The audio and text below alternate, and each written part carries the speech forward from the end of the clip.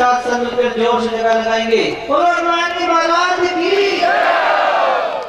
वशिष्ठ जी कहते हैं कि बेटा व्रत उस आदमी का सोच करना चाहिए इसका कि जो ब्राह्मण तो है लेकिन वेद नहीं जानता। ब्राह्मण होकर के जो वेद नहीं जानता उस ब्राह्मण का सोच करना चाहिए जो अपना धर्म छोड़कर विश्व की खोज कर रहा है। ब्राह्मण तो है लेकिन जनेऊ नहीं पहनता, ब्राह्मण तो है गायत्री नहीं जपता, संध्या वंदना नहीं करता, चोटी और धोती नहीं रखता, ब्राह्मण का सोच करना।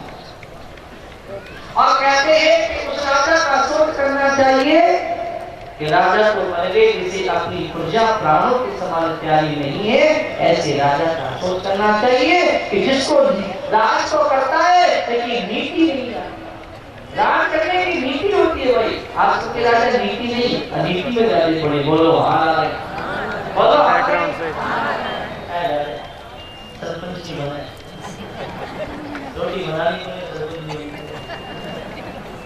नीति जाननी पड़ेगी। राजा बनने का गलत बात है। नीति पहले जाननी चाहिए कि राज कैसे किया जाता है, उसका पूरा तरीका आना चाहिए। उस राजा का सोच करना चाहिए जो प्रजा को प्राणों के समान नहीं समझता और जो नीति नहीं जानता। उस वैश्य का सोच करना चाहिए। वैसे मैंने बानियों में बानियों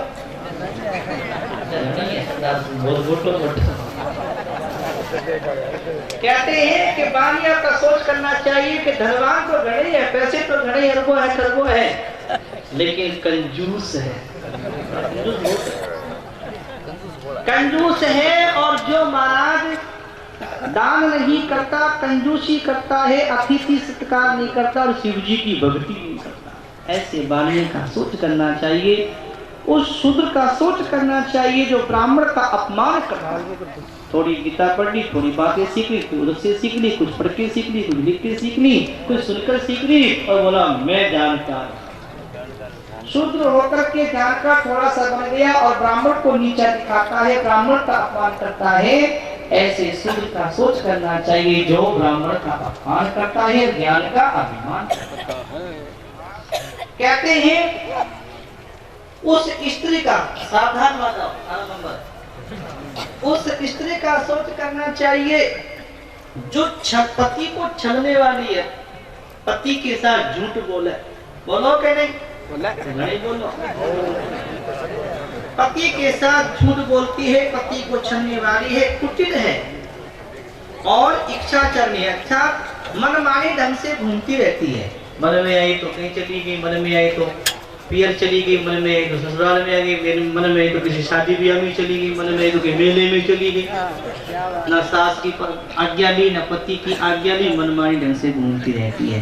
इसलिए कहते हैं ऐसी स्त्री का सोच करना चाहिए जो स्वेच्छाचारिणी है, जो मनमानी ढंग से घूमती है, मनमानी ढंग से रहती है, पति की आज्ञा में नहीं रहती है। ऐसी स्त्री का सोच करना चाहिए, उसको नरकों में जाना पड़ता है। स्व इच्छाचारिणी नहीं बनना चाहिए, पति की सास ससुर की आज्ञा में रहना चाहिए। और कहते हैं कि उस ब्रह्मचारी का सोच करना चाहिए जो ब्रह्मचर्य को छोड़ देता है और गुरु की आज्ञा का पालन नहीं करता है। उस दृष्टि का सोच करना चाहिए जो मोह के बस और अभिलाषा भूले गए, प्रेम की भाषा भूले गए, प्रेम की भाषा राम स्वाति जय भरत पति हरा, राम स्वाति जय भरत पति हरा, स्वाति बोले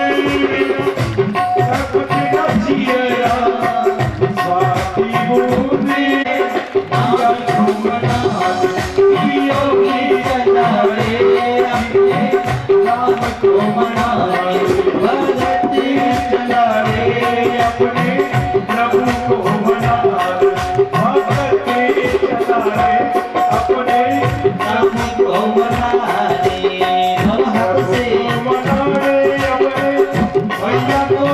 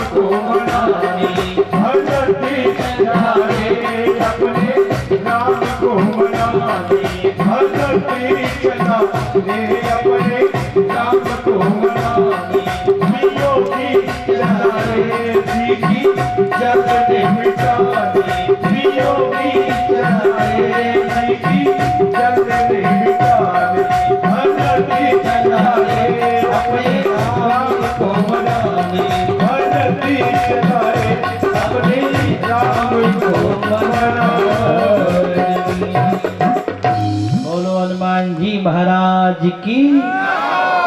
समझ में आ रही है? अब क्या समझने को सामने दिख रहा। भरत जी जा रहे हैं अपने राम को मनाने। माताएं भी साथ में है, गुरु जी साथ में है, मंत्री और सैनिक और समाज सब साथ में चलती है। कहते हैं कि चलते चलते तमसा के तट पर पहुंचे और उससे आगे बढ़े तो श्रृंगवीरपुर में पहुंच गए। सेना है, हाथी घोड़े सैनिक सब साथ हैं। इतने बड़े समाज के साथ जब जा रहे हैं भरत भैया तो लोगों ने देख लिया। जाकर के राजा निषाद को कहा, महाराज के यहाँ के अयोध्या से भरत सेना लेकर के पूरी समाज के साथ और श्रृंगवीरपुर की ओर आ रहे हैं। लगता ऐसा है कि राम जी से युद्ध करने जा रहे। तब तो सोचा, ओहो बड़ी चाल है, बड़ो छल कपट है। लगता है भरत ने ये सोचा कि वन में राम अकेलो है, वन में राम अकेलो है और लक्ष्मण ही तो साथ है, दो ही तो भाई हैं। सेना के साथ जाऊंगा और सबको खत्म करके आ जाऊंगा और पूरा राज अयोध्या का मुझे मिल जाएगा, खतरा खत्म हो जाएगा। लेकिन हम राम के मित्र हैं, हम मर जाएंगे मिट जाएंगे, बोलो हाँ नारायण। लेकिन राम जी के ऊपर कोई आँच आने, जोर से ढोल बजाओ, सारे नगर के लोग इकट्ठा करो और जोर से ढोल बजाओ। और सारे सैनिक नगर के लोग इकट्ठे हो गए और निषाद ने कहा कि हे साथियों मेरी बात सुनो, नाव जितनी है सब बांध दो, मोर्चे घेर लो, अपने अपने हथियार उठा लो, संभल के राम के भैया भरत के साथ लोहा लेना है। हमारे मित्र राम को मारने नहीं जा रहे हैं भरत, हम इस गंगा के पार होने ही नहीं देंगे। हम मर जाएंगे मिट जाएंगे लेकिन राम जी के ऊपर कोई संकट आने नहीं देंगे। ऐसे जोर जोर से कह रहे थे, सबको समझा रहे थे। इसी समय महाराज वह बूढ़ो आदमी कभी कभी बूढ़ा बड़ा काम आवे भाई, एक आध बूढ़ा रखा करो घर में, मम्मी मत दिया करो, बोलो हाँ, एक आध बूढ़ा रखा करो घर में, काम आवे सलाह देने में। उस बूढ़े आदमी को जोर से छींक आ गई, छींक आई सगुन विचारो और कहा राजा राजा निषाद मेरी बात सुनो, मुझे सगुन हो रहा है, मुझे कुछ और ही बात लगे। क्या कि तुमने भट्ट से बात करी नहीं, बात करके आते मिलते तो कुछ पता लगता। मुझे तो मैं ये कहता है कि भट्ट लड़ने नहीं मिलने जा रहे, मनाने जा रहे। फिर भी आप ऐसा कर लो, बिना विचारे नहीं करना चाहिए ऐसी लड़ाई झगड़ा, पहले पूछ तो लो भट्ट भैया किस काम से आए, लड़ने आए कि मिलने आए। कि हाँ ये तो मैं सोचे नहीं, मैं तो मारो मारो की तैयारी शुरू कर दी। फिर भी क्या पता है क्या भरोसा है मेरे साथियों, मैं जो है भट्ट से मिलने जाता हूं और तुम अपना अपना मोर्चा संभाल के रखना।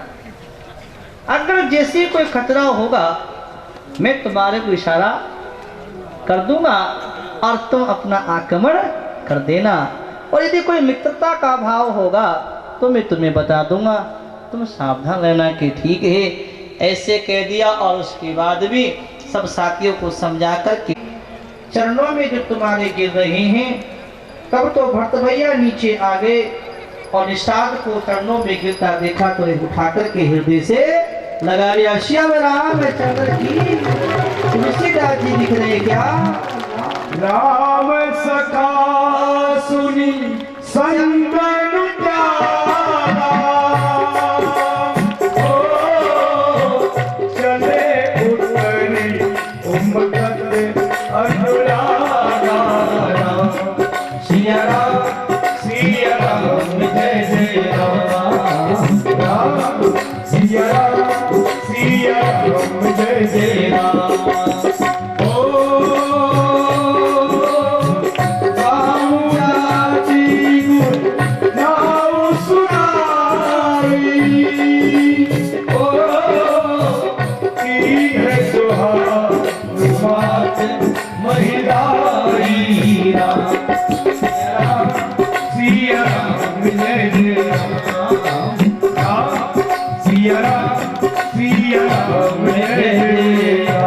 हनुमान जी महाराज की।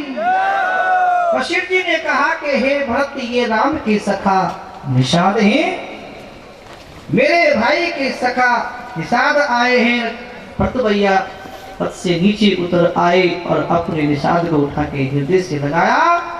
बड़ा आनंद आया, भरत को ऐसे लगा जैसे लक्ष्मण को हृदय से लगा दिया।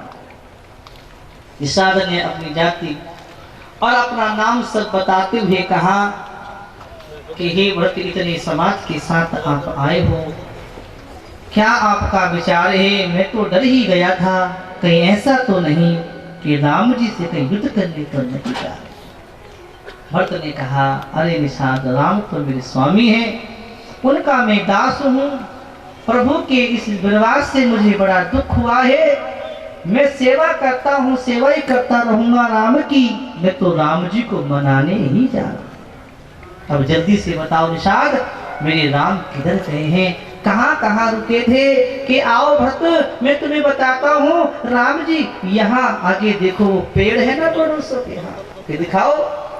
देखा कि ये पराली पड़ी है ना, यहीं पे रात को राम जी सोए थे। इतना सुना तो भक्त की आंखों में आंसू भर आए। मैं महलों में सोता रहा, मेरे कारण मेरे राम जंगल में पेड़ की छाया में एक पराली के ऊपर सोना पड़ा। हाय राम, मेरे कारण तुम्हें कितना दुख उठाना पड़ा। ऐसे कहकर के भट्ट की आंखों में आंसू भर आए। और इसके बाद में निषाद ने कहा कि राम आगे बढ़े। कहाँ गए? कि गंगा के किनारे पर। और गंगा के किनारे पे जाकर के नाव में बैठे और वो आगे बढ़े हैं और आगे चले हैं। केवट ने उनको पार किया। केवट भी भट्ट भैया से मिले हैं। निषाद और केवट को साथ लेकर के भट्ट भैया आगे गंगा के पार चले जा रहे हैं, चले जा रहे हैं। चलते चलते चलते चलते गांव नगर को पार करते जा रहे हैं। और मन में एक विचार आता है भरत जी के कि मैं अपनी माँ की करनी देखता हूँ तो मेरे कदम आगे नहीं उठते जो मेरी माँ ने किया, लेकिन मैं राम जी के स्वभाव को देखता हूँ तो मेरा मन करता है मैं 10 कदम आगे तेजी से बढ़ के चलूं, क्योंकि राम जी कहते हैं जानहु राम कुटिल कर मोही, लोग कहु गुरु साहिब कोई राम। सिया राम जय जय राम, राम सिया राम जय जय राम।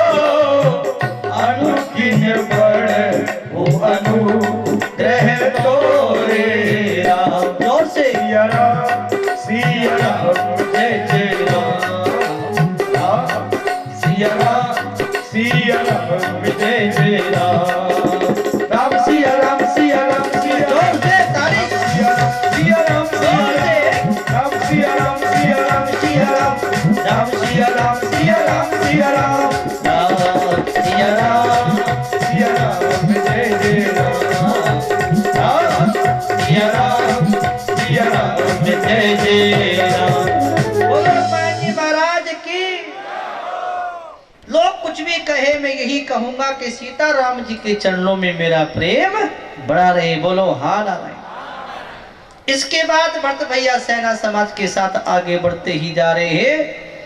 चलते चलते चलते चलते आगे पहुंचे, प्रयाग में पहुंच गए और प्रयागराज में पहुंचे। भरद्वाज मुनि के आश्रम में गए।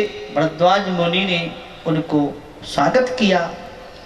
उनके पास रिद्धि सिद्धि है, उनके द्वारा पूरी सेना का स्वागत किया, भोजन करायो। और भरत भैया और भरद्वाज मुनि आपस में बातें करे। वनवास की सारी बातें हुई, नीति शास्त्र ज्ञान की बातें हुई। इसके बाद में कहते हैं बड़े प्रेम से रुके, त्रिवेणी घाट पर स्नान। अब ऐसा कुछ किया जाए कि राम और भरत का मिलाप ना हो, इनके जाने में कोई ना कोई बाधा की जाए। दौड़े दौड़े सारे देवता गुरु बृहस्पति के पास आए कि गुरु जी का आपका क्या आदेश है, ऐसा कोई विघ्न उत्पन्न किया जाए कि भरत के सामने, जिससे कि राम से मिल ना सके। अगर राम जी से मिल के और प्रेम दिखाया, ऐसा भाव देखेंगे तो राम जी तो वापिस आ जाएंगे, काम खराब हो जाएगा। गुरु जी ने कहा सावधान, राम के भगत के साथ में छेड़खानी मत कर लेना। हाँ, कि राम जी जो है ना, अपनों तो अपराध क्षमा कर सकते हैं, लेकिन भगत को अपराध क्षमा नहीं करते। तुलसीदास जी लिखते हैं, गुरु बृहस्पति समझाते कहते हैं, जो अपराध भगत कर करेगी, ओ राम रोष पावत सोच रही। सिया राम जय जय राम, राम सिया राम जय जय राम। ओ लोग विचित इतिहास, ओ यह महिमा जाने दुर्वासा।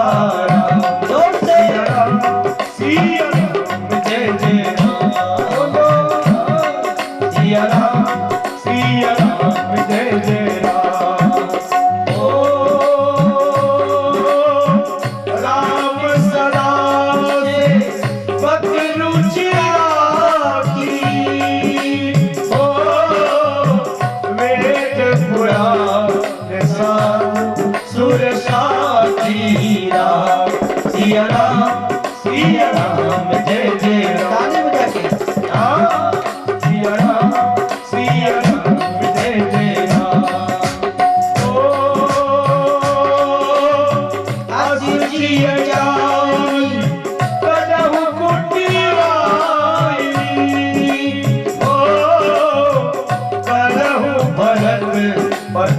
ती सुहाई सिया राम जय जय राम बोलो राम सिया राम जय जय राम राम सिया राम सिया राम सिया राम राम सिया राम सिया राम सिया राम राम सिया राम सिया राम सिया राम राम सिया राम सिया राम सिया राम मेरा राम सिया राम जय जय राम राम सिया राम जय जय राम।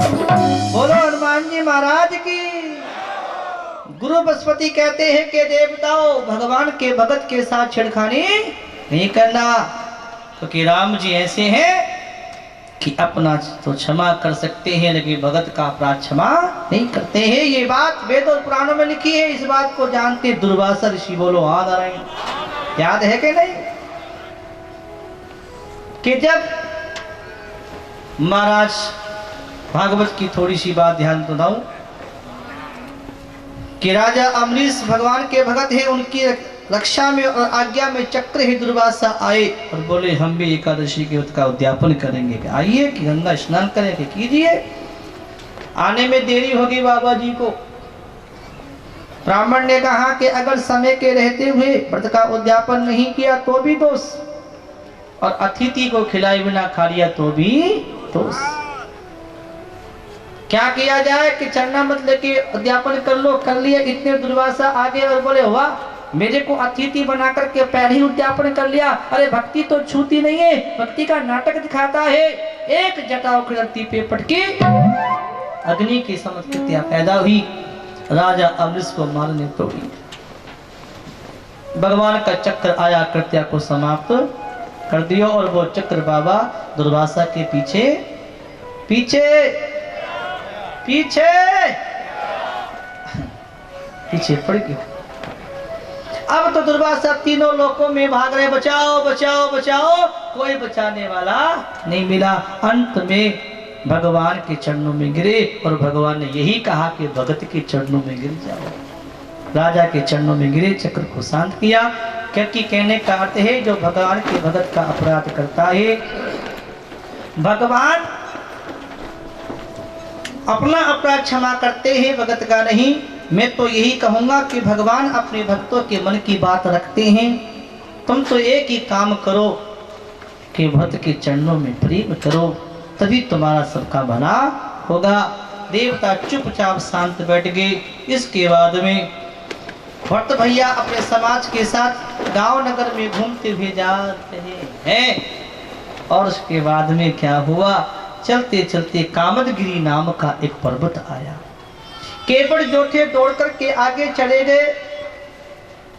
और इधर क्या हुआ कि रात में सीता जी ने सपना देखा और प्रातःकाल उठ करके बोली स्वामी कि हाँ मैंने एक सपना देखा है और बड़े अपशकुन देखा है और मेरा मन घबरा रहा है, अवश्य हमारी अयोध्या में कोई अनहोनी हो गई है। सपने की बातें सुनाई तो राम जी बोले सीते ये सपना तो अच्छा नहीं, बहुत बुरा है, इससे हमारे अयोध्या में कोई संकट की सूचना देता है। ऐसी बातें कर रहे थे। उत्तर दिशा की ओर धूल उड़ रही थी। लोगों ने आकर के कहा कि एक बड़े समाज आ रहा है, लगता है कि अयोध्या से सेना है, उसके साथ भरत भैया हैं और सेना लेकर आ रहे हैं। ये बात जैसे ही महाराज लक्ष्मण के कान में पड़ी कि भरत सेना के साथ इधर आ रहा है, तो तेजी से दौड़े दौड़े आए और आकर के बोले भैया भैया भैया आ गयो आ गयो, बोलो आ गयो। राम जी बोले कौन आ गयो? कि वो भरत आ गयो। भरत आ गया कि हाँ, और ऐसे नहीं आया भैया, पूरी सेना लेके आया है, तुम्हें मारने आया है। उसने देखा कि राम जंगल में अकेलो है, छोटो सा भाई लक्ष्मण है, मैं सेना लेके जाऊंगा, युद्ध करके उसे मार दूंगा, और देखो मारने आया है। लेकिन भैया राम चिंता ना करो, मैं एक ही अकेला बहुत हूँ, अगला पिछला पूरा हिसाब मैं उससे कर लूंगा, मैं मार दूंगा, नहीं छोड़ूंगा। भैया आ गयो, रुको रुको। ऐसे जब कहा लक्ष्मण ने तब तो आकाशवाणी हुई, जोर से बिजली कड़की, लक्ष्मण तुम्हारे बल को कौन नहीं जानता है। तुम तो शेष के अवतार हो, सारी सृष्टि को अपने सिर पर धारण करने वाले। लक्ष्मण, तुम चाहो तो एक परख मारो तो सारी सृष्टि का प्रलय कर सकते हो। तुम्हारी शक्ति अपार अनंत है, लेकिन ध्यान से सुनो, बिना विचारे जो करता है उसे पश्चाताप करना ही पड़ता है। ऐसी वाणी जब सुनी तो लक्ष्मण भैया एकदम शांत हो गए, संकोच में पड़ गई, मैंने क्या क्या कह डाला, पता नहीं क्या होने वाला है। तब राम जी ने कहा, लक्ष्मण सुनो मेरी बात, लक्ष्मण मेरी बात सुनो, भरत आया है, अच्छी बात है। मेरे भाई भरत के मन में कभी भी अभिमान पैदा नहीं हो सकता। जिन्होंने साधुओं का संग नहीं किया है वे ही राज के अभिमानी होते हैं। सुनो लक्ष्मण, मैं आपको बताता हूं भैया, भरत जैसो कोई दुनिया में भाई नहीं है। ब्रह्मा की सृष्टि में दूसरा ऐसा कोई भाई नहीं जैसा भरत भाई मेरा है। अगर उसको ब्रह्मा का पद भी दे दिया जाए, विष्णु का पद भी दे दिया जाए, इंद्र का पद भी दे दिया जाए, तो मेरे भैया भरत के मन में कभी अभिमान नहीं पैदा हो सकता, उसके मन में अभिमान नहीं हो सकता है। तुलसीदास जी लिख रहे हैं, राम जी अपने भैया लक्ष्मण को समझाते कहते हैं, तिमिर तरुण तरनी माको की दही, ओ गगन मगन मधु में गही मिलही राम, सिया राम सिया राम जय जय राम, राम सिया राम जय जय राम।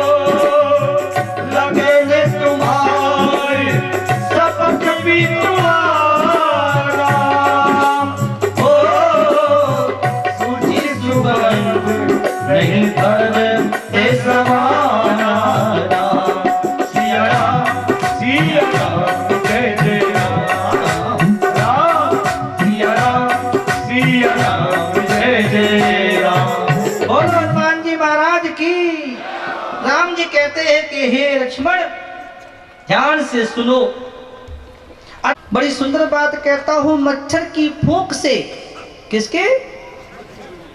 मच्छर की फूंक से भले सुमेरु पर्वत उड़ जाए, लेकिन मेरे भैया भरत के मन में कभी अभिमान नहीं आ सकता।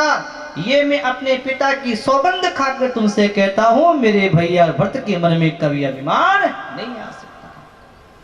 बिना विचारे तुम बोल गए, मत बोलो ऐसा मेरे भैया के विषय में। एक बात और कहने की विचार में आ रही है, कह दूं? बोलो कह दूं? कमर सीधी कर लो। और एक बात सुनो, बिना विचारे वाली एक बात बताऊं। एक माता जी थी और माता जी ने एक उनका छोटा सा बच्चा, दूध पीता छोटा बच्चा था, और उन्होंने एक नौलिया पालो, नोरा समझो, नेवला नेवला, और ऐसे पाला जैसे कोई अपने बेटे जैसे ही पाला। एक दिन की बात, वो माता जी अपने दूध पीते बच्चे को माचे पे सुला करके और पानी का मटका लेके पानी भरने चली गई। और वो जो नौलिया था, नेवला था, वो वहीं रहता, घूम रहा था। उसी समय की बात, एक काला नाग आ गया और वो काला नाग जो था उस माचे की ओर, बालक की ओर दौड़ा। नौलिया ने देखा, अरे ये तो काटने मारने जा रहा है, दौड़ा दौड़ा आया और सांप से युद्ध नेवले ने किया। खूब युद्ध करते करते करते नेवले ने क्या किया, सांप के टुकड़े टुकड़े करके मार दिया। काटने से क्या हुआ कि उसके मुख में खून लग गया और वो नेवला जो था दरवाजे पे जाकर बैठ गया। मेरी माँ आवेगी, माँ के आने की इंतजार कर रहा, प्रतीक्षा कर रहा था। इसी समय वो माँ पानी भर के ला रही थी, पानी का मटका सिर पे रखा था। नेवले को दरवाजे पर बैठा देखा, उसके मुंह में खून लगा देखा, तो उसने सोचा कि इस नेवले ने, इस नौलिया ने मेरे बालक को मार दिया, खा लियो। तो गुस्से में आकर के पानी का भरा मटका जो था वो नेवले पे पटक दियो और वो मर गया। और जब घर के अंदर आई, देखा तो छोटा बच्चा तो सो रहा है और वो सांप पास में मरा पड़ा है। तब उसे बड़ा पश्चाताप हुआ कि इस नेवले ने तो मेरे बालक की रक्षा करी और मैंने विचार ही नहीं किया और उसको मैंने मार दिया। बहुत रोई, बहुत दुखी हुई, बड़ा पश्चाताप किया। तो कहने का मतलब है कि जो आदमी बिना विचारे करते हैं उन्हें बाद में पश्चाताप करना पड़ता है। राम जी कहते भैया लक्ष्मण बिना विचारे मत कहो, मेरे भैया के मन में कभी अभिमान नहीं आ सकता। समझा दिया। और इसके बाद में आगे क्या हुआ, केवट सबसे आगे इधर दौड़ पड़े। पर्वत के ऊपर चढ़कर के उन्होंने नीचे को देखा तो राम जी की कुटिया दिखाई दे गई। कहते हैं पाखर, जामुन, आम और तमाल के पेड़ के पास कुटिया बनी है और कपड़े सूख रहे हैं। पता लग गया कि यही राम जी की कुटिया है। केवट ने जोर से आवाज लगाई, भरत भैया जल्दी आ जाओ, भरत भैया जल्दी आ जाओ, मैंने देख लिया है स्थान, कुटिया आ गई है। ऐसे जब कहा तो भरत भैया दौड़ पड़े, तेजी से दौड़ रहे हैं, भाग रहे हैं और भागते भागते पहाड़ी पर चढ़ गए और पहाड़ी से नीचे को उतरते हैं और दौड़ते दौड़ते दौड़ते दौड़ते कुटिया के पास, आश्रम के पास आए। और जैसे ही भरत भैया ने आश्रम के अंदर प्रवेश किया, तुलसीदास जी लिख रहे हैं भाव कैसा, करते प्रवेश मिटे दुख दावा, जन जोगी परमा रथ पावा। सिया राम जय जय राम, राम सिया राम जय जय राम।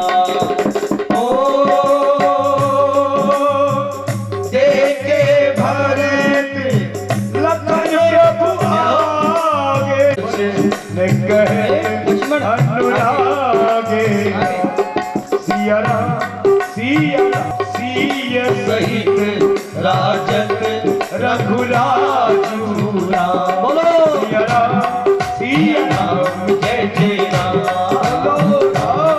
सिया राम जय राम। और जैसे ही भरत भैया ने आश्रम के अंदर प्रवेश किया, सारा दुख, पीड़ा, थकान सब दूर हो गई।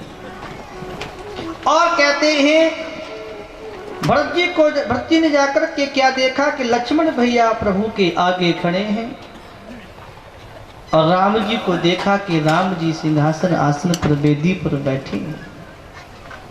चारों ओर महात्मा संत बैठे हैं उनके। और क्या देखा कि सिर पर जटा है, कमर में बलकल वस्त्र है, कमर पे तरकस, हाथ में बाण, कंधे पे धनुष है। राम जी के वेदी पर साधुओं के बीच में बैठे हैं, सीताराम जी विराजमान हैं। और उनका ऐसा तपस्वी भेष देखा और राम जी को देखते ही भरत जी की आंखों से टप टप आंसू बहने लगे। लेकिन जैसे ही राम जी ने अपनी नजर उठा करके दरवाजे की ओर देखा तो सामने भरत भैया खड़े दिखाई दिए। अपने भाई को देख करके राम जी दौड़ पड़े, मेरा भरत आ गया, मेरा भरत आ गया। दौड़े दौड़े दौड़े दौड़े दौड़े भागे आए और राम जी के चरणों में भरत भैया गिर गए। राम जी ने उठा करके उनको अपने हृदय से लगा दिया, बोलो श्याम राम चंद्र की। और जैसे ही राम दौड़े दौड़े आए, अपने भरत भैया को हृदय से लगाया, भरत की आंखों में आंसू बहने लगे। अपने राम से मिलकर के इतना सुख पाया, ऐसा कभी ना पाया। और राम भी अपने भैया भरत से मिलकर के बड़े खुश हो गए, प्रसन्न हो गए। दिल की सारी जलन दूर हो गई, पीड़ा दूर हो गई। और उसी समय दौड़े दौड़े महाराज प्रेम से राम जी ने उठा करके हृदय से लगाते हैं। शत्रुघ्न भैया दौड़े आ रहे हैं, लक्ष्मण भैया भी आ गए पास में, भरत जी को प्रणाम करते हैं। लक्ष्मण, भरत भैया ने लक्ष्मण को अपने हृदय से लगा लिया और लक्ष्मण भैया बोले, हाय, मैंने अपने मुंह से आपको क्या क्या कह डाला मेरे भाई भरत, मुझे माफ कर दो। फिर दोनों भाई आपस में चारों भाई मिलते हैं। देख लो भैया ये चारों भाइयों का मिलाप कैसा हुआ है।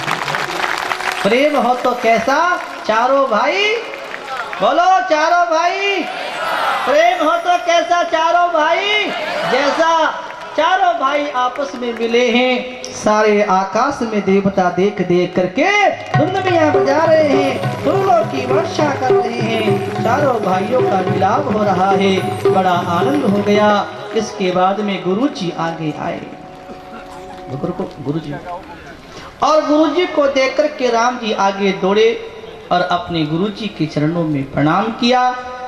और गुरुजी के चरणों में प्रणाम करके माताओं को देखा और सबसे पहले प्रणाम राम जी अपनी केकई माता को प्रणाम करते हैं। तुलसीदास जी गाते हैं, प्रथम राम भेटी के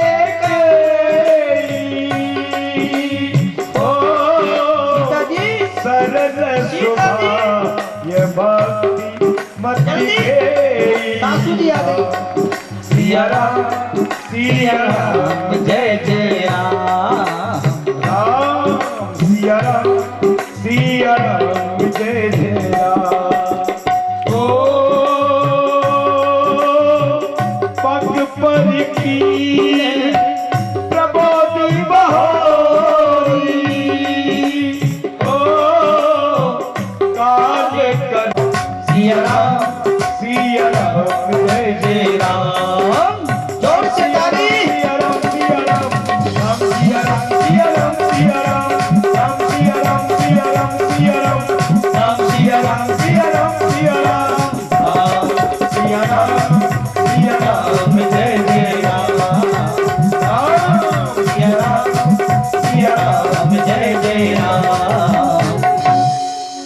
बोलो हनुमान जी महाराज की।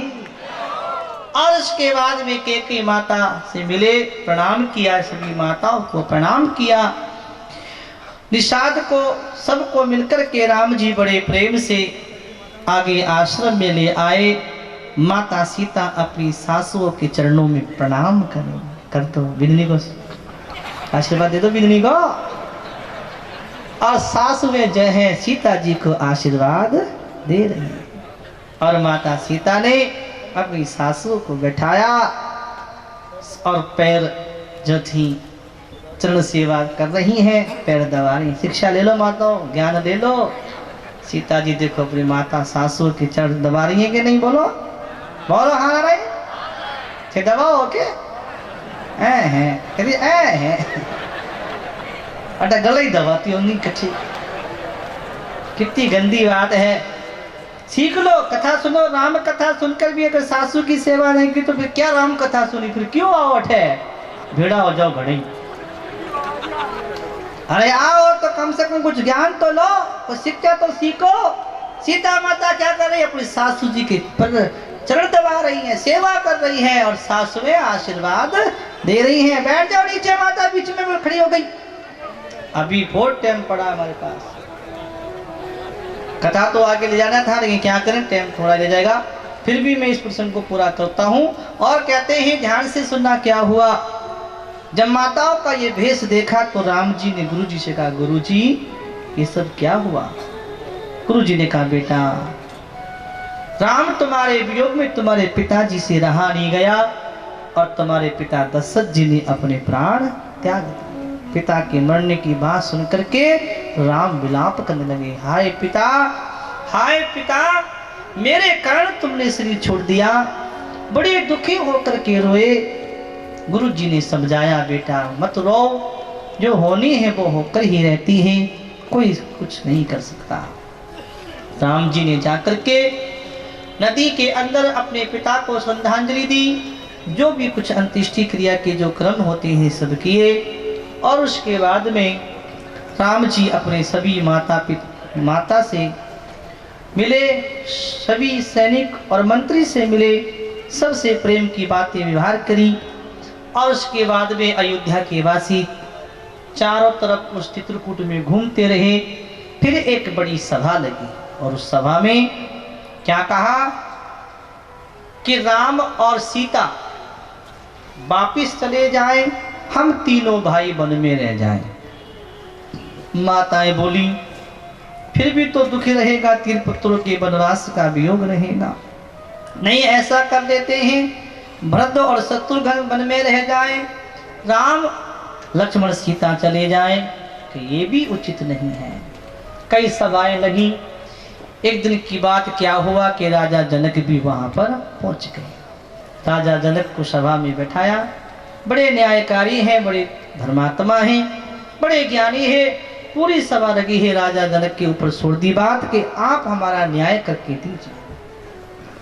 जनक जी ने कहा कि मेरी बात सुनो, भरत के प्रेम और राम के प्रेम को देख करके मुझे ऐसा लगता है कि मैं न्याय कर ही नहीं पाऊंगा, क्योंकि राम तो प्रेम के वश हैं और भरत के हृदय में प्रेम कम नहीं, प्रेम का सागर है। लेकिन भरत, एक बात तुम मुझे बताओ, तुम सेवक हो कि स्वामी? कि मैं तो सेवक ही। तो सेवक का धर्म क्या है? स्वामी की आज्ञा का पालन करना। वो सेवक वो होता है जो अपने स्वामी को कभी संकोच में ना डाले। वो सेवक क्या, जो अपने स्वामी को संकोच में डाल दे। सेवक वो होता है जो स्वामी को किसी संकोच में ना डाले। अगर तुम सेवक हो, राम तुम्हारे स्वामी हैं, तो तुम्हारा धर्म ये बनता है कि सेवक होकर के स्वामी की आज्ञा का पालन करो, और राम जो तुमसे कहे तुम वही काम करो। इसी में तुम्हारा भला है, देश समाज और धर्म का भला है। तो बात तो आपने ठीक कही। लेकिन राजा जनक जी, सभी सभा ध्यान से सुनो। मैं तो अपने ही स्वार्थ में फंस गया कि राम मेरे हैं, भाई हैं, मेरे साथ आ जाए, वापिस आ जाए। ये भी मेरा एक स्वार्थ हुआ, मेरे मन की मैं चाहूं। लेकिन एक बात बताओ, मैं सेवक हूं तो मैं सेवा ही तो कर सकता हूं, राज तो नहीं कर सकता। राज करने का काम तो स्वामी का होता है। तो मैं अयोध्या का राज कैसे कर सकता हूं? मैं तो सेवा ही कर सकता हूं। अयोध्या का राज तो मेरे स्वामी राम ही करेंगे, इन्हीं को वापिस जाना चाहिए। मैं तो इनका राज इनको वापिस दिलाने, इनको लौटाने आया हूँ। राम जी बोले बहुत बढ़िया भैया भरत, लाओ अयोध्या का राज मुझे वापिस दे दो। राम जी ने अयोध्या का राज वापिस ले लिया। तो सारी सभा सोच में पड़ गई। आकाश में देवता सब देख रहे, वो घबरा गए। अब तो गए राम जी अयोध्या, अब तो भाई अपना काम बिगड़ गया। लेकिन राम जी ने कहा बात ठीक है, मैं स्वामी हूँ, चलो ठीक है, राज मेरा है, मैं लेता हूँ। लेकिन मैं राजा तो हुई हूँ, मैं एक बेटा भी तो हूँ, किसी बाप का पुत्र भी तो हूँ, और पुत्र होने के नाते मुझे अपने पिता के वचन को पूरा करना मेरा कर्तव्य बनता है। इसलिए भरत, 14 साल का वनवास पूरा करने के लिए वन में आया हूँ। 14 साल तक तुम इस राज्य को संभालो, मैं तुम्हें देता हूँ, सेवा करो। और मैं 14 साल के बाद पिता का वचन पूरा करके और वापिस आऊंगा और अपना राज वापिस ले लूंगा। तब तक तुम सेवक करके इस राज की सेवा करो। इतना कह दिया। अब तो बात सबके समझ में आ गई कि अब क्या होगा, कि अब राम जो कहेंगे वही होगा। राम जी ने कहा पिता का वचन पूरा करके 14 वर्ष पूरे करके अपना राज लूंगा। जाओ भरत भैया, अब तुम वापिस अयोध्या लौट जाओ और राज्य को संभालो। तब भरत भैया ने हाथ जोड़ के कहा भैया राम, चला तो जाऊंगा, लेकिन मैं आपसे एक बात कहता हूं, मुझे जाने से पहले ये बताओ, 14 वर्ष मैं वहां उस राज की सेवा करूंगा, कुछ ऐसी मुझे निशानी दे दो जिनको आपका स्वरूप मान करके मैं उसकी सेवा करूं और आपके राज का पालन करूं, सेवा करूं। तब राम जी ने क्या करा, अपने चरणों की पादुका को देखा, भरत भैया ने कहा बस मुझे एक ही कृपा करो कि चरणों की जो पादुका आपकी मुझे दिख रही है ये मुझे दे दो। ऐसे कहा राम जी ने बड़े प्यार से अपने चरणों की चरण पादुका को निकाला और भरत भैया को दिया। तुलसीदास जी लिख रहे हैं भारतशील गुर सचिव समाजू सकुच सने विवश रघुराजूरा सिया राम जय जय राम राम सिया राम जय जय राम। प्रभु कर कृपा पावनी ओ साकर फल शीस धरनी मीरा सिया राम जय जय राम राम सिया राम जय जय राम। ओ प्रभु पद प्रदीप बंदी दो भाई ओ चले शीस धनीरा मेरा जाइया सिया राम जय जय राम राम सिया राम जय जय राम। ओ मुनिता पसेवन देव निहोरी ओ सब सन्मा रिबहोरिया सिया राम जय जय राम। अरे बैठ जाओ मातो, थोड़ी सी कथा हो रही है, बैठ नीचे। सिया राम जय जय राम राम सिया राम जय जय राम। बोलो हनुमान जी महाराज की। जिन माताओं को जल्दी जाना होता है उनको पीछे बैठना चाहिए गेट पे, तो हमको परेशानी नहीं होगी, ठीक है कि नहीं? ना थाने परेशानी ना माने, हमको परेशानी नहीं थाने, आराम से उठो और पीछे निकल जाओ। अब जाना है पहले ही और बीच में बैठे और बीच में से उठ के जा में अच्छा लगे के बोलो, कल मत बैठना कोई यहाँ पे, बैठ जाओ गेट पे, जिसको जाना पीछे निकल जाओ, कोई मना करता है। अब जाना है जल्दी और बैठे बीच में आगे आकर के और फिर बीच में उठ के जाओ। अगर कथा सुननी है तो 5 घंटे का समय लेके आओ, तब सुनो तो बढ़िया, ठीक है ना भैया जी? जब कथा ही सुननी है तो कथा सुनो, टाइम निकालो, कोई बातों में कथा हुए के कथा में टाइम लगे 5 घंटे 7 घंटे, तो थोड़ी सुनाओ, नहीं तो कम से कम 10 घंटे चाहिए माने कथा सुनाने। हाँ, टाइम ही को नहीं कथा सुना को, 5 घंटे में कोई कथा हो गए। राम जी को तो त्रेता युग की पूरी कथा सुनानी पड़ रही है, अब वो त्रेता युग की इतनी बड़ी कथा 5 घंटे में के पूरी हो गए? के गवाए और के सुनाए और के बजाए और के बताए? अब बताओ, वो भी जल्दी जल्दी में करनी पड़ी। आज कम से कम 1 घंटे कथा मेरी पीछे रह गई है। आज मुझे कथा सीता हरण की कथा सुनानी थी और वो वहां तक पहुंची को नहीं, ठीक टाइम होगी पूरी 4:15 होने वाले। बोलो हनुमान जी महाराज की। कोई बात नहीं, आज की कथा मतलब तक ही कर देते हैं, कल की कथा बहुत लंबी कथा रहेगी। और कहते हैं अब ध्यान से सुन लो, थोड़ा सा कथा और है, उसके बाद में कुछ और गौ माता का काम है, फिर आरती हो जाएगी, फिर आराम से खाती खाती चली जाना, कचौड़ी पकौड़ी मिठाई मिले जलेबी। और हनुमान जी महाराज की।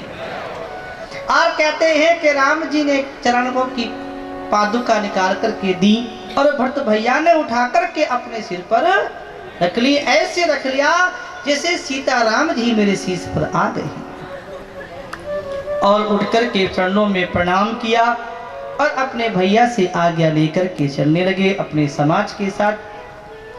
लेकिन जैसे जाने लगे तो एक रोते हुए आंखों में ऐसा भाव आ गया, मुड़कर के भरत भैया ने राम जी से कहा, भैया राम मेरी एक बात सुनो, मैं तुम्हारी आज्ञा से जा तो रहा हूं, इन चरणों पादुकाओं को सिंहासन पे रख कर के इनका पूजन करूंगा, और इन्हीं को सीता राम जी का रूप देख करके सेवा करके इनकी आज्ञा से राज अयोध्या का संभालूंगा।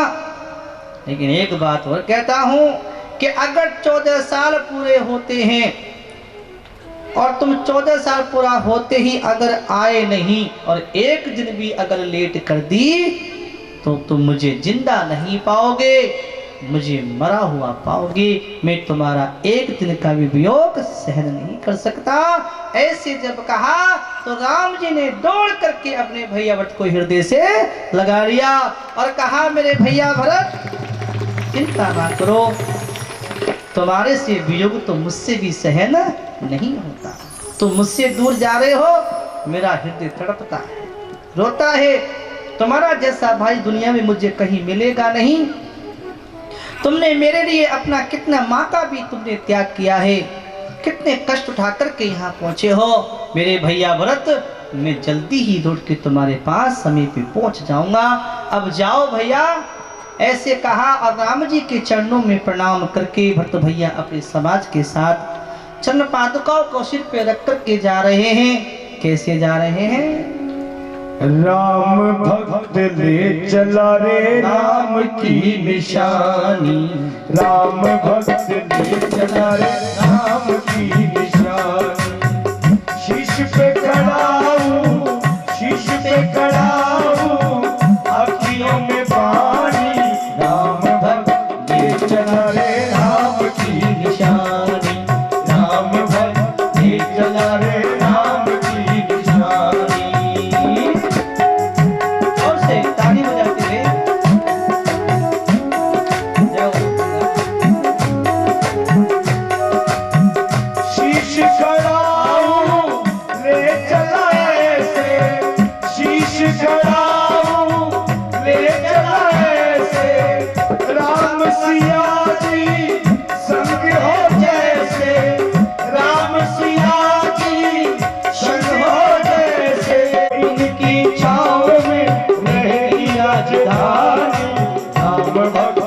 चला रे राम की निशानी, राम भक्त देख चला रे राम की निशानी।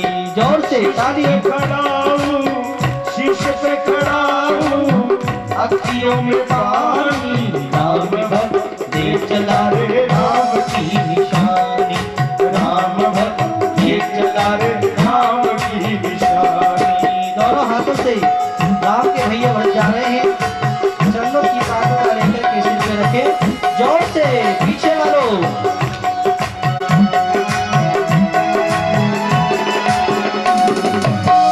पल छिन लागी सदियों जैसे, पल छिन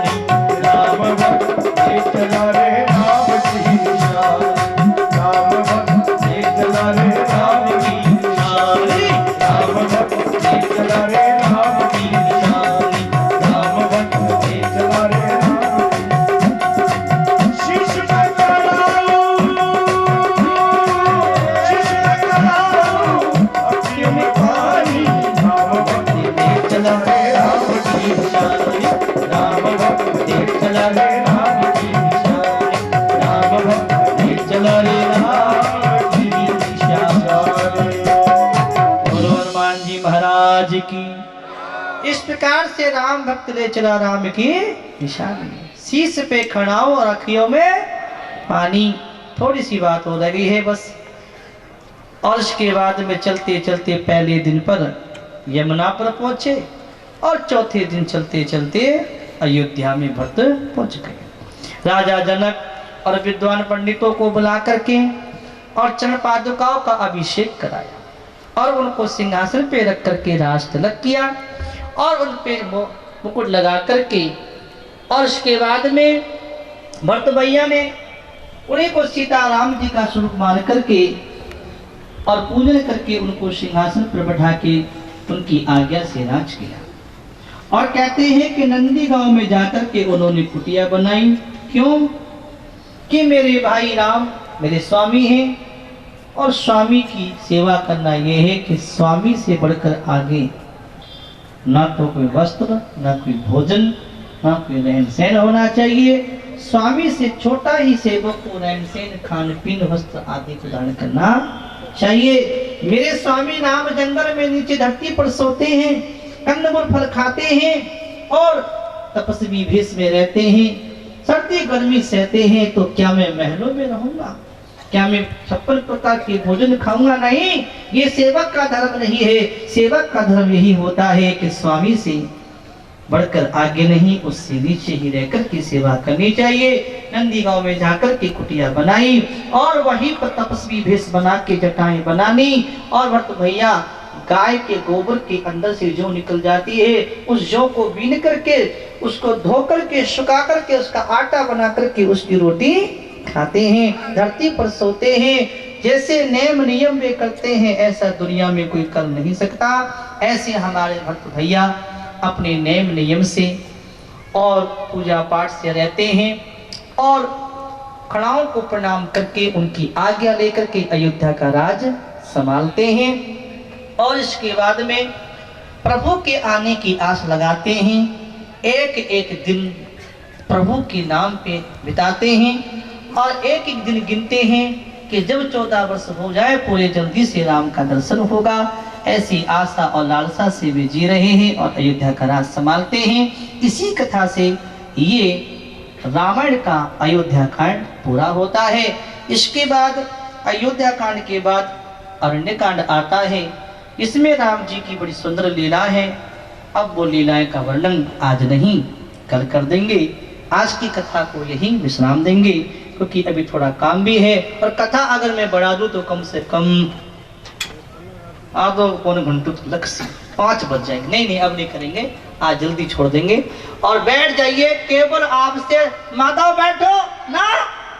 अभी टाइम है 4:30 नहीं बजे, 6 मिनट है घड़ी में। कितने मिनट हैं? कितने हैं? 6 हैं। तो 6 तो है ही, 4 और दे दो। कितने हो गए? 10 मिनट बैठ जाओ। अभी हमारे गिरधारी जी आपको कुछ बताएंगे, उनकी बात सुन लो। और मैं एक बात कहूंगा कि बाहर ठाकुर जी बैठे हैं, राम जी, बहना हो या भैया, और हाथ में रहे राम जी और कन्हैया, ये लेकर के जाने हैं और कर लेकर के यहाँ आकर बैठाने हैं, इन्हें कथा सुनानी है। बैठ जाइए नीचे और सुनो गिरधारी जी क्या बोल रहे हैं। माताओं से ही इस धर्म सभा की शोभा है। और अब माताओं ने अपने धैर्य का परिचय देना है, क्योंकि महाराज जी ने 10-15 मिनट मांगे हैं। आरती तक कोई भी माता अपना स्थान नहीं छोड़ेगी। सभी माताएं अपने स्थान पर बैठी रहेंगी ताकि सारे काम सुचारू रूप से हो जाएं। अभी जो प्रसंग चल रहा था, राम कथा के एक एक प्रसंग से हम शिक्षा ले सकते हैं। राम और भरत के मिलन को देखकर हमारी आंखों में आंसू आ रहे थे, रोमांच हो रहा था, मन पुलकायमान हो रहा था, क्योंकि कैसा आदर्श है। एक भाई दूसरे भाई को राज सिंहासन का मुकुट पहनाता है हृदय में प्रेम का भाव प्रकट होता है तो रामायण बन जाती है। एक भाई दूसरे भाई के अधिकार को छीनता है, अहंकार के कारण किसी की बात नहीं मानता, वृत्ति स्वार्थ पूर्ण हो जाती है तो महाभारत हो जाता है। दुर्योधन पांडवों को 5 गांव देने के लिए तैयार नहीं हुआ, तभी तो महाभारत का युद्ध हुआ। और राम और भरत, राम जी कहते हैं भरत राज्य करेगा अयोध्या का, और भरत कहते हैं राम अयोध्या का राज करेगा। ऐसा है आदर्श। इसलिए घरों में राम कथा बार बार हम पढ़ते हैं, बार बार दोहराते हैं। अगर सत्य को 100 बार सुना जाए तो भी कम होगा। कर्पूर गौरम करुणावतारम संसार सारम भुजगेन्द्रहारम सदा वसंतम हृदयारविंदे भवं भवानी सहितं नमामि भवं भवानी सहितं नमामि।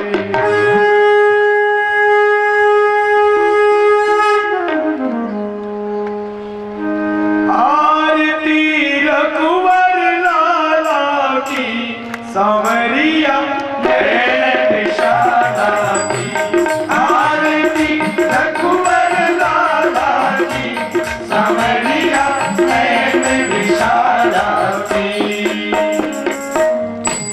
कमल कर धनुष बाण धारे कमल कर धनुष बाण धारे सलोना में नारद धारे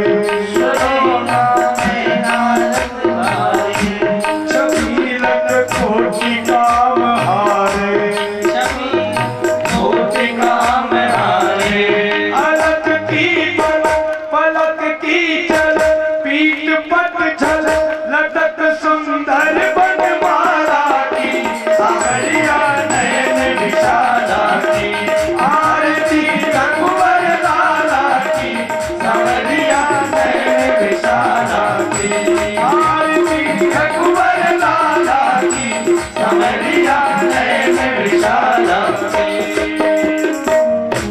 संग सिय शोभा की खानी शोभा की खानी पिया जय जगत जननी रानी पिया जय जगत रानी प्रेम रस भक्ति की खानी प्रेम रस भक्ति की शानी भरत से भी लखन रण भी प्रजा की भी शत्रुघ्न रूप रसाला की सांवरिया नैन निशाना की आरती रघुवर लाला की सांवरिया नैन निशाना की आरती रघुवर लाला की सांवरिया नैन निशाना की।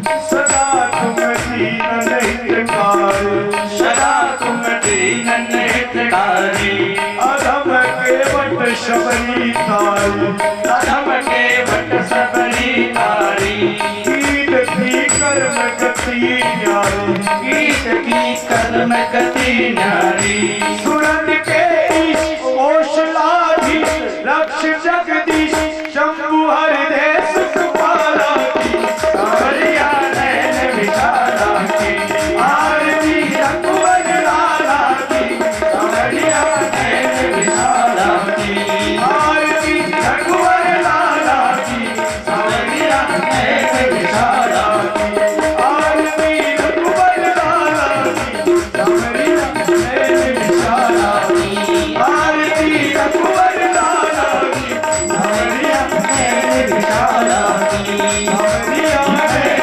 निशाना की।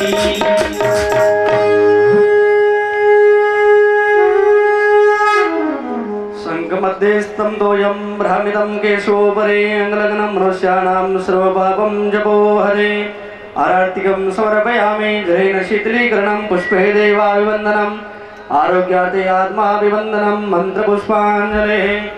हरे ओम जलेन जनमय दन्तदेवा स्थानि धर्माणि प्रथमान्यासन्नः तेहनाकं महिमानः सदन्तत्र पूर्वे साध्याः सन्तु देवाः हरे ओम राजाधिराजाय वृषयसायिने नमो वयं वै श्रवणाय कुर्महे समे कामान् कामकामाय मह्यं कामेश्वरो वै श्रवणो ददातु कुबेराय वै श्रवणाय महाराजाय नमः हरे ओम दाशरथाय विद्महे सीतावराय धीमहि तन्नो रामः प्रचोदयात् शिवन्तिका विकुलचम्बकवाटनाब्जे पूर्णागजाति करवीररसालपुष्पे बिल्वै प्रवाल तुलसीदलमञ्जरेभे त्वां पूजयामि जगदेश्वर मे प्रसीद नानासुगन्धि पुष्पाणि यथा कालोद्भवानि च